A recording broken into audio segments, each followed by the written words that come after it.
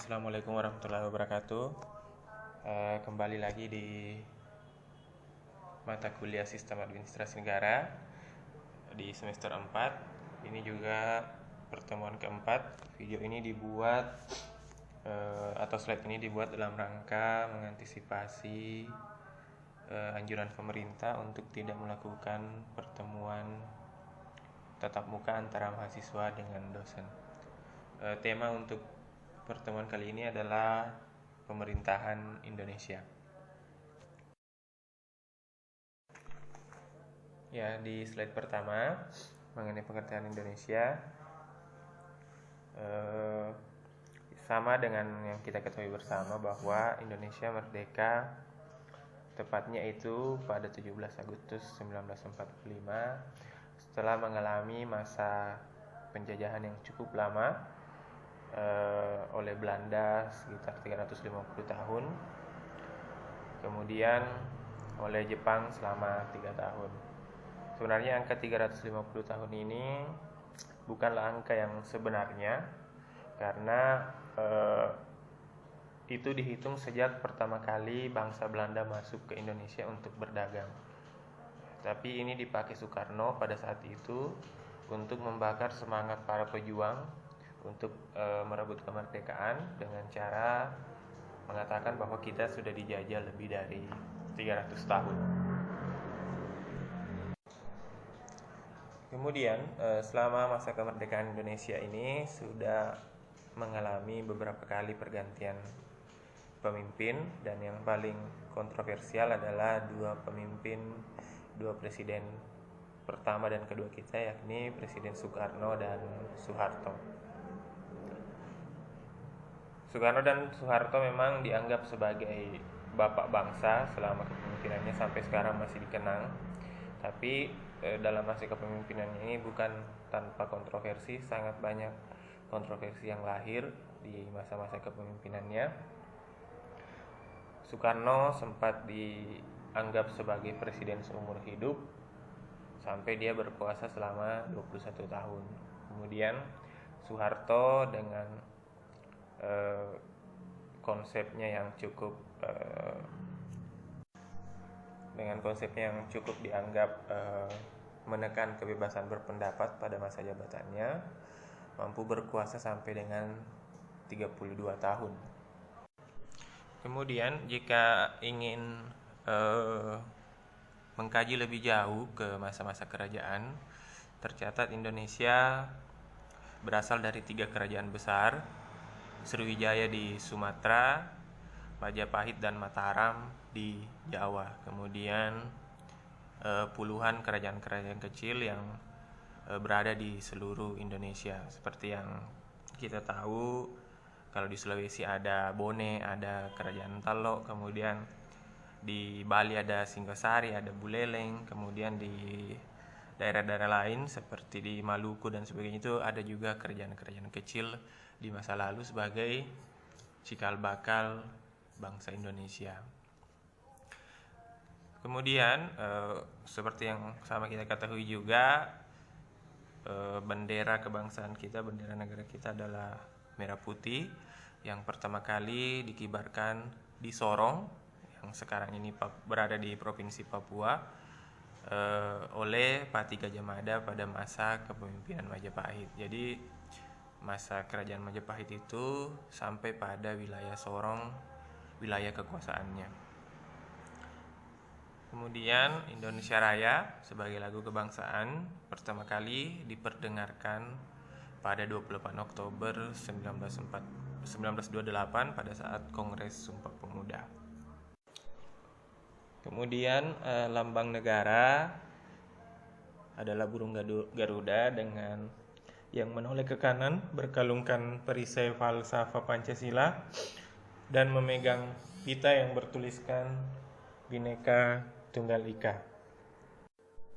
Kemudian dari segi bahasa adalah bahasa persatuannya adalah bahasa Indonesia, berbeda dengan yang cukup membanggakan dibanding dengan negara-negara lain, itu beberapa negara di dunia ini tidak memiliki bahasa nasional.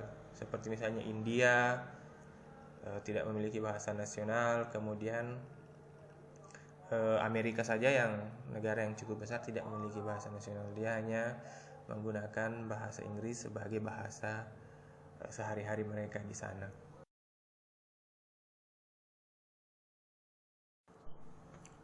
Kemudian di slide selanjutnya membahas mengenai masa sebelum kemerdekaan. Sejarah mencatat bahwa Indonesia atau sebelum disebut sebagai Indonesia, para raja-raja atau sultan-sultan di Indonesia memang sudah melakukan perlawanan terhadap Belanda. Tercatat bahwa tokoh-tokoh yang pertama mengangkat senjata ataupun melakukan diplomasi untuk menentang penjajah adalah Sultan Agung Hanyokroesomo, Untung Suropati, dan Sultan Hasanuddin. Bahkan Untung Suropati ini termasuk anak yang diasuh oleh keluarga Belanda, kemudian memilih berjuang di jalur kemerdekaan. Bahkan dia sempat menikahi salah satu putri Belanda. Bahkan nama Untung ini diberikan oleh salah satu orang Belanda yang menjadi orang tua asuhnya pada masa itu, karena saat memelihara Untung Suropati ini bisnis orang Belanda tersebut berjalan sangat lancar, makanya dia diberi nama Untung karena dianggap membawa keuntungan. Kemudian Sultan Hasanuddin yang kita kenal juga di Sulawesi sebagai Raja Goa juga termasuk salah satu tokoh pertama saat masa-masa kerajaan yang mengangkat senjata maupun melakukan perjuangan secara diplomatis menentang penjajahan. Kemudian menyusul para ulama, Tuanku Imam Bonjol, Pangeran Diponegoro, kemudian Cut Nyak-Dien, Teku Umar, Cuk Detiro, sampai kepada Pangeran Patimura dan Marta Tiahahu di Ambon dan Maluku. Indonesia sebenarnya tidak pernah dikuasai secara utuh oleh penjajah, karena tercatat Aceh tidak pernah dikuasai sepenuhnya oleh penjajah Belanda pada masa penjajahan tersebut. Setelah masa penjajahan setelah masa kerajaan tidak terlalu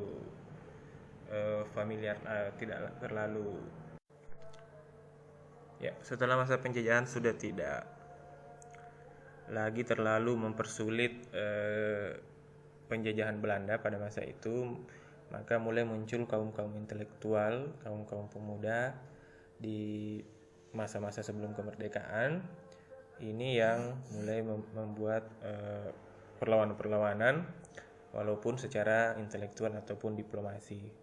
Tercatat tahun 1908 berdiri Budi Utomo, kemudian Serikat Islam di 1912, Partai Nasional Indonesia di 1927, dan Sumpah Pemuda pada 28 Oktober 1928. Kemudian mulai masuk juga paham-paham Marxisme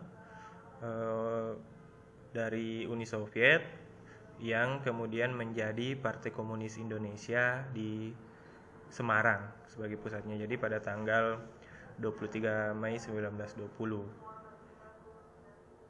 Kemudian masa-masa ini terus bergulir sampai pada saat Jerman, Italia, dan Jepang melancarkan aksi tempurnya yang mendunia, termasuk menyerang Indonesia pada masa itu. Sehingga pada tahun 1942 Belanda menyerah kepada Jepang. Selama hampir 3 tahun Jepang menjajah Indonesia, tapi karena terkenal sangat kejam, masa 3 tahun penjajahan Jepang ini dianggap sama beratnya dengan 300 tahun masa penjajahan Belanda.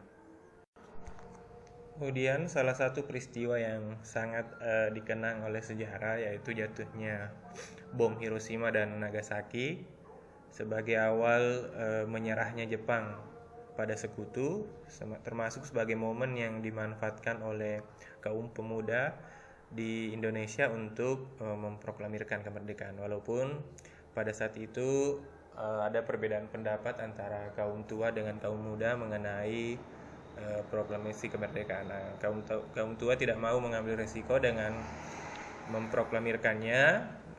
Kaum tua cenderung ingin menunggu pemberian atau hadiah kemerdekaan dari Jepang pada masa itu. Tokoh-tokoh ini yang termasuk Soekarno dan Bung Hatta. Kemudian di Tokoh Pemuda ada Sultan Syahrir sebagai kelompok muda yang ingin memproklamirkan kemerdekaan, sehingga dengan sikap patriot yang menggebu-gebu, kaum muda ini menculik Soekarno dan Hatta ke Rengas Dengklok dan berupaya untuk memproklamirkan kemerdekaan pada 17 Agustus 1945.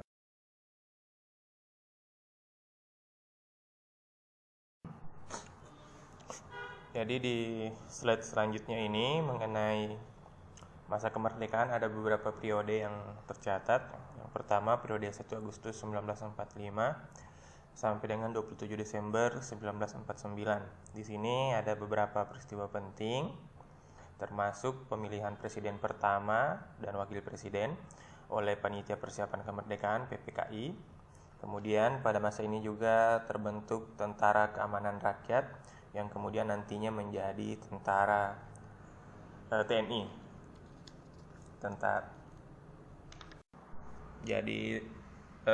Tentara Keamanan Rakyat kemudian menjadi Tentara Nasional Indonesia atau TNI yang dikenal sampai sekarang. Di masa ini juga ada pemberontakan PKI pertama, Madiun, tepatnya di tahun 1948 di Madiun. Kemudian di sini masih ada serangan-serangan dari serdadu Belanda yang berupaya kembali menyerang Indonesia. Kemudian di periode selanjutnya itu 27 Desember 1949 sampai 17 Agustus 1950. Di sini peristiwa pentingnya adalah negara Kesatuan Republik Indonesia menjadi negara serikat atau negara federal dengan beberapa negara bagian. Hal ini terjadi karena kembali lagi campur tangan Belanda. Di masa sebelumnya mereka melakukan serangan-serangan dengan serdadu. Di masa ini, di periode kedua ini mereka melakukan politik-politik divide et impera atau politik adu domba pemecah belah. Jadi salah satu caranya yaitu membentuk negara Indonesia menjadi negara federal. Tercatat ada beberapa negara federal pada saat itu, yaitu negara Indonesia Timur, Pasundan, kemudian Sumatera Timur, Kalimantan Barat, Kalimantan Timur, Dayak Besar, Kalimantan Tenggara, dan beberapa negara di Jawa, ada Jawa Tengah dan Jawa Barat.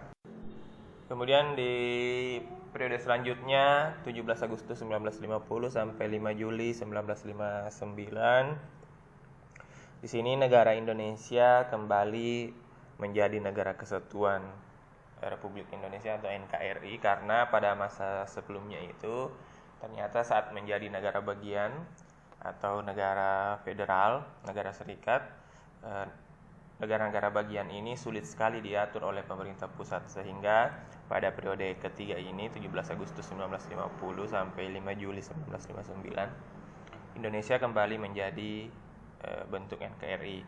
Kemudian walaupun pada masa itu berlaku Undang-Undang Dasar Sementara 1950.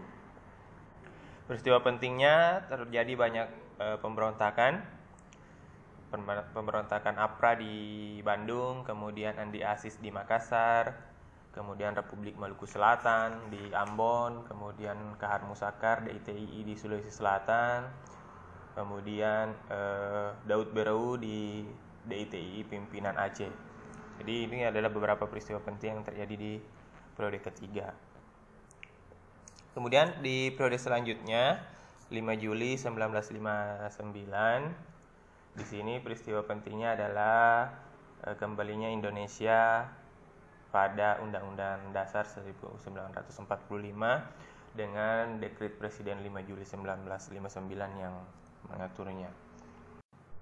Jadi karena sebelumnya memakai Undang-Undang Dasar Sementara yang dianggap sangat menyimpang dari cita-cita luhur proklamasi 17 Agustus 1945, makanya dikembalikan ke Undang-Undang Dasar 1945. Kemudian paling tidak Indonesia sudah mengalami 3 masa setelah masa kemerdekaan. Yang pertama Orde Lama, di mana dipimpin oleh Presiden Soekarno dengan beberapa kontroversi pada masa itu. Salah satunya adalah menyatukan nasionalisme, komunisme dan agama atau Nasakom yang kita kenal dengan.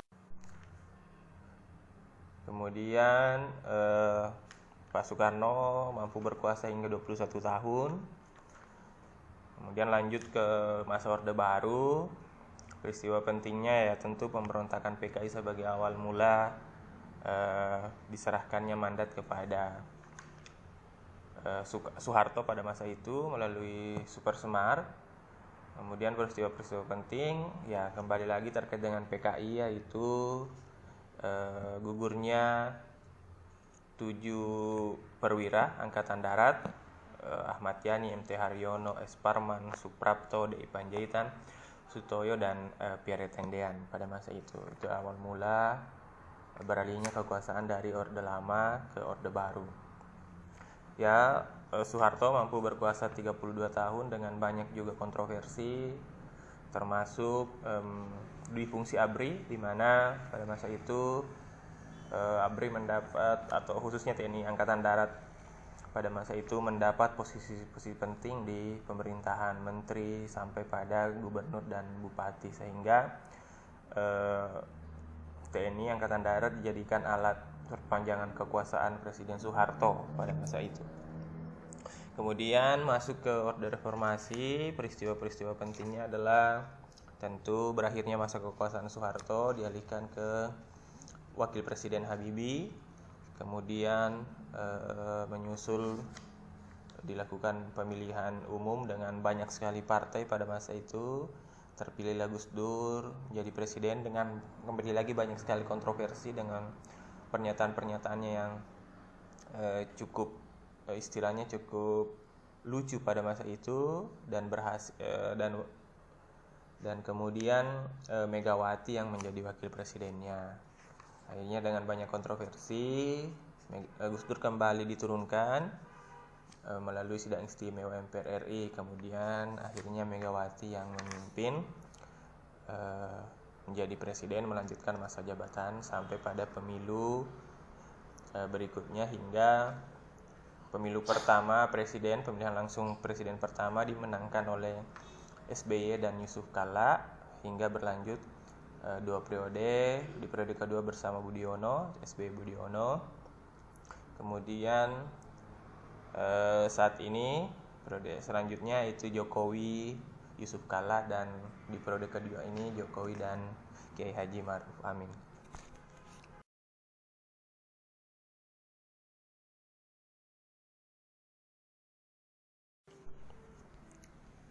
Ya, kemudian di slide selanjutnya mengenai sistem pemerintahan di Indonesia. Di Indonesia menganut sistem pemerintahan presidensial ya, presidensial, di mana sistem pemerintahan presidensial ini presidennya sebagai kepala negara sekaligus sebagai kepala pemerintahan.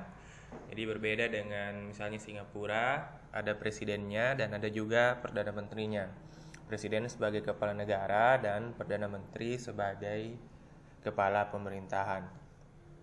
Sistem presidensial ini juga idealnya harus menganut trias politika atau pembagian kekuasaan antara legislatif, eksekutif, dan yudikatif. Jadi ini sudah jelas ya, legislatif sebagai pembuat undang-undangnya atau pembuat regulasinya, kemudian eksekutif sebagai pelaksana aturannya atau pelaksana undang-undangnya, dan yudikatif sebagai pengawas dan pengadil jika terjadi pelanggaran terhadap undang-undang yang telah dibuat. Kemudian ada beberapa kelebihan dari sistem presidensial ini. Yang pertama yakni penyesuaian program kerja lebih mudah. Jadi karena jelas bahwa masa jabatan presiden di dalam sistem presidensial ini dibatasi masanya, misalnya 4 tahun, 5 tahun, atau 6 tahun dalam satu periode. Kalau di Indonesia ini 5 tahun, jadi jelas presiden dan wakil presiden harus membuat program kerja yang selesai misalnya dalam jangka waktu 5 tahun. Kalaupun ada program jangka waktu yang panjang itu menjadi program nasional, tapi untuk program kerja 5 tahunan ini sudah harus jelas karena memang masa jabatannya itu dibatasi misalnya 5 tahun ataupun maksimal misalnya 2 periode atau 10 tahun. Jadi program kerjanya jelas 5 tahun harus selesai. Kemudian yang kedua adalah posisi eksekutif cenderung lebih stabil karena dengan adanya aturan masa kerja presiden dan wakil presiden, maka kedudukan eksekutif menjadi lebih stabil dan tidak tergantung dari parlemen. Berbeda dengan misalnya pakai perdana menteri, posisinya dapat diganti-ganti oleh parlemen. Walaupun posisi eksekutif cenderung lebih stabil, dalam hal ini presiden dan wakil presiden, tapi dapat memungkinkan juga dilakukan pemberhentian presiden dan wakil presiden ketika terjadi kejahatan atau pengkhianatan yang cukup besar, misalnya korupsi, penyuapan, pengkhianatan terhadap negara, dan tindak pidana berat. Ini bisa dilakukan pemberhentian presiden dan wakil presiden melalui DPR, kemudian Mahkamah Konstitusi, dan MPR, Majelis Permusyawaratan Rakyat. Kemudian kelebihan selanjutnya adalah mencegah double power atau kekuasaan ganda karena pembagian tugas antara eksekutif dengan legislatif ini sangat jelas, maka tidak ada rangkap-rangkap jabatan. Kemudian kekuasaan ganda, penyalahgunaan wewenang juga bisa diminimalisir karena tugas antara eksekutif dan legislatif sudah dibedakan dengan sangat jelas. Kemudian yang selanjutnya, presiden mendapatkan legitimasi rakyat karena presiden dan wakil presiden dipilih melalui pemilihan umum langsung, sehingga secara langsung memang mendapat legitimasi dari masyarakat. Berbeda kalau dipilih oleh DPR, legitimasinya melalui parlemen atau DPR. Sehingga dengan legitimasi dari rakyat ini, idealnya posisi presiden dan wakil presiden mendapat dukungan yang mayoritas sehingga membuat posisinya menjadi kuat.